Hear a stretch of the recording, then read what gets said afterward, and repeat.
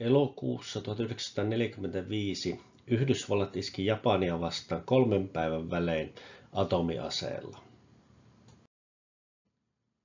Hetkeä aiemmin kun Japania vastaan oltiin isketty, tilanne Tyynenmeren sotanäyttämöllä oli tällainen. Siitä näemme sen, että Japani oli kyllä menettänyt merkittäviä alueita, joita se oli pitänyt hallussa aikaisemmin, mutta Okinawaa vaille Japanin pääsaaret olivat japanilaisten hallussa, kuten myöskin laajat alueet muualla. Tämä selittää osaltaan syyn ydinaseiden käytölle. Nimittäin Japanille haluttiin antaa sellainen signaali, että nyt on antauduttava ehdoitta. Länsivaltojen näkökulmasta taustalla osaltaan vaikutti se, että mitä lähemmäksi Japanin pääsaaria oltiin tultu, sen ankarammin japanilaiset olivat taistelleet. Huhtikuun 1. päivä 1945 oli käynnistynyt taistelu Okinawan valloittamiseksi ja se kesti kesäkuun 22. päivän saakka. Siis pientä saarta japanilaiset puolustivat 2 kuukauden ja 3 viikon ajan taistellen raivokkaasti yhdysvaltalaisia joukkoja vastaan.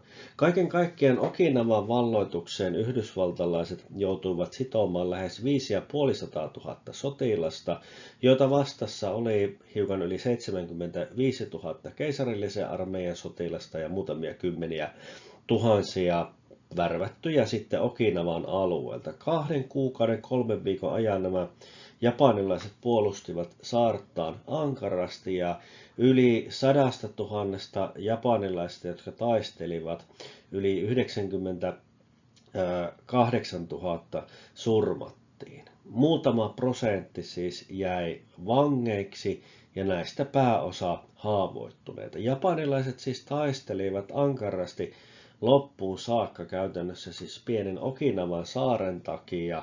Voisi sanoa, että sellainen loppuun asti taistelu, mitä nähtiin paikoin Berliinin ympäristössä Natsi-Saksan tapauksessa, niin tällaista nähtiin sitten jo japanilaisten toimesta aikaisemmin. Tämä oli se tilanne. Puolestaan liittoutuneet olivat menettäneet myöskin paljon sotilaita.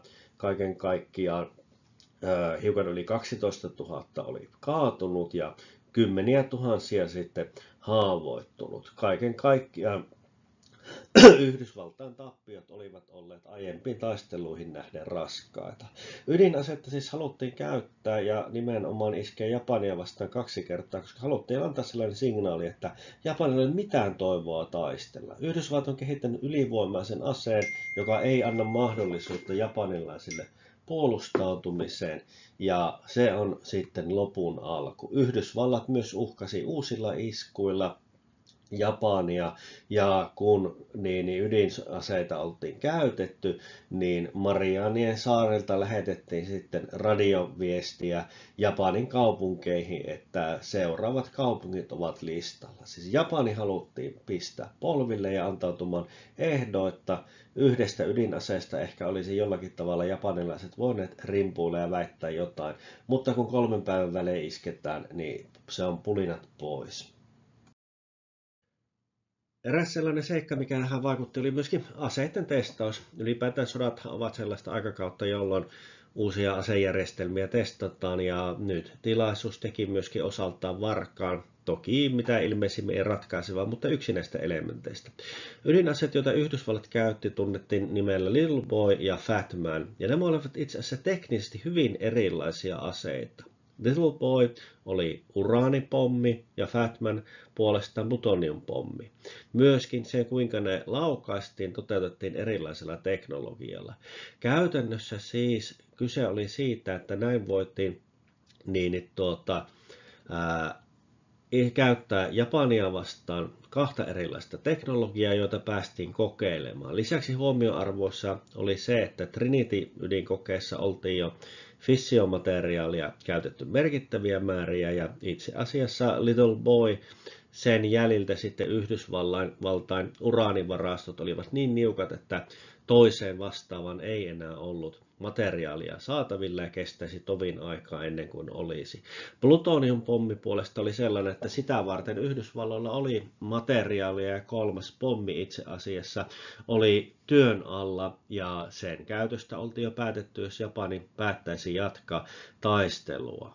Toisin sanoen tilanne oli sellainen, että Yhdysvalloilla piti käyttää sitten tätä teknologiaa ja testata sitä taisteluolosuhteissa, koska niukkaa materiaalia ei oikeastaan ylimääräistä yhtään ollut. 2 erilaista pommia, 2 erilaista fissiomateriaalia, 2 erilaista räjäytystekniikkaa.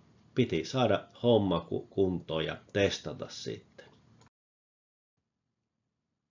Sen lisäksi, että tarkoitus oli saada Japani selkeästi ja armotta polvilleen, niin tämä 2 ydinaseen käyttö oli myöskin sellainen, että sillä lähetettiin signaali tuonne Moskovan suuntaan. Puna-armeija oli jyrännyt Euroopan yli ja kesällä 1945 oli jo selvää, että Moskova sinne sitten laittoi mieleisensä hallinnot itäiseen ja keskiseen Itä-Eurooppaan pystyyn.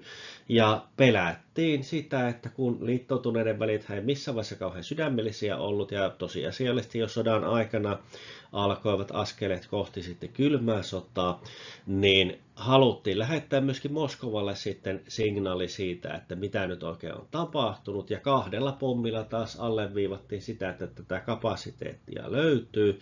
Ja myöskin Japania, kun uhattiin uusilla pommeilla, niin tilanne oli siltä osin sitten selvää, että Moskovassa jouduttiin miettimään, mitä siellä tehdään. Nimittäin lännessä pelättiin sitä, että tyytyykö Puna-armeija ja Stalin näihin valloituksiin, jotka ovat tehneet, vai lähteekö se vyörymään sitten jossain vaiheessa syvemmälle kohti länttä. Tämä oli uusi ase, jota vastaan Neuvostoliittokaan ei kykenisi puolustautumaan, ja Yhdysvaltain strategisilla pommikoneilla käytännössä siis niin käytettävissä olevista tukikohdista käsin lähes koko Neuvostoliitto oli saatavilla iskuja vastaan. Tällä haluttiin siis viestittää se, että myöskään Stalinin ei kannata miettiä, että ryhtyykö nyt uusiin valloituksiin, kun on hyvässä vireessä sitten Puna-armeija.